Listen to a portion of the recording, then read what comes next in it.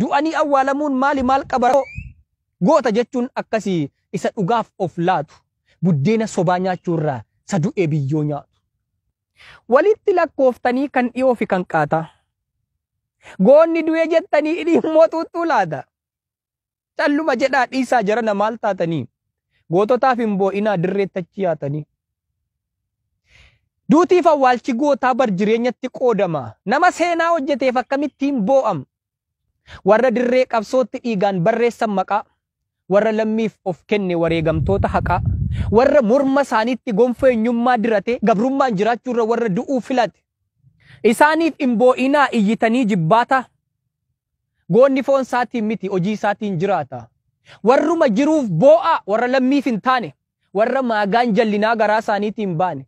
Warra jibba elmatan jaalalli isaanii gu'ee jedhaa iyyaa fi warra akkasiitu du'e.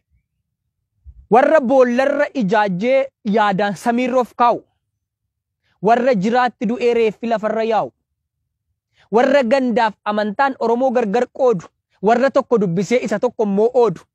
Warra maarratanii nyaatan waadaa boomaa mitikkuuf waadaa magarsaa barii.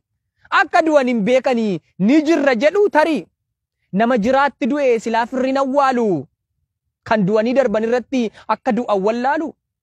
Warra jibba elmatan jaalalli isaanii gu'ee. Wayyoo jedhaa iyyaa fi warra akkasiitu du'e. Warra aarsaa ta'anii seenaan keenya biyyaa fi warra akkasiitu du'e jedhaa iyyaa fi.